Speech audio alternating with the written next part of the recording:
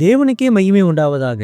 இந்த புதிய நாளிலும் கர்த்தர் உங்களுக்கு அருளும் ஆறுதலின் மன்னா. என் பரிசுத்தம் உன்னை சுத்திகரிக்கும், என் மகிமை உன் வெறுமையை நிரப்பி பூமி முழுவதும் உன்னை சாட்சியாய் நிறுத்தும். ஏசாயா 6:3. சேனைகளின் கர்த்தர் பரிசுத்தர், பரிசுத்தர், பரிசுத்தர். பூமி அனைத்தும் அவருடைய மகிமையால் நிறைந்திருக்கிறது. கிறிஸ்துவுக்கு பிரியமானவர்களே, ஆண்டவருடைய சமூகத்தில் சேராபீன்கள் பரிசுத்தர், பரிசுத்தர், பரிசுத்தர் என்று இரவும் பகலும் ஓய்வில்லாமல் போற்றுகிறார்கள். தேவன் பரிசுத்தராக இருப்பது மட்டுமல்ல, அவர் தம் பிள்ளைகளையும் பரிசுத்தமாக்குகிறவர். உங்கள் குறைகளையும் பாவங்களையும் நினைத்து நான் தகுதியற்றவன் என்று கூனி குறுகி நிற்கிறீர்களா?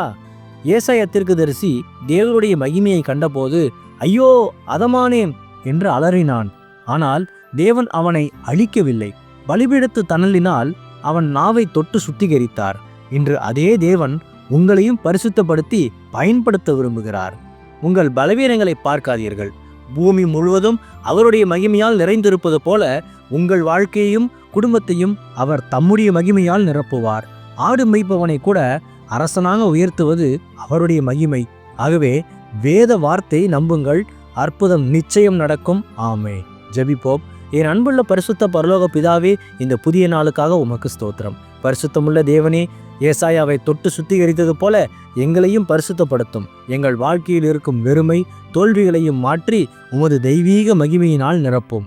இயேசுவே, கடன், வியாதி, மனபாரம் போன்ற போராட்டங்களில் சிக்கி தவிப்பவர்களை நீர் தொட்டு இப்போதே பூர்ண விடுதலை தாரும். இன்று பிறந்தநாள், திருமண நாள் கொண்டாடும் உமது பிள்ளைகளின் இந்த புதிய ஆண்டை உமது நன்மையும் கிருபையும் தொடர பண்ணும். பிதாவே, இயேசுவின் வருகையில் நான் அவரோடு எடுத்துக்கொள்ளப்படும்படி என்னை தகுதிப்படுத்தும், தயார்படுத்தும். இயேசுவின் நாமத்தில் ஜெபிக்க நீங்கள் நல்ல பிதாவே. ஆமேன்.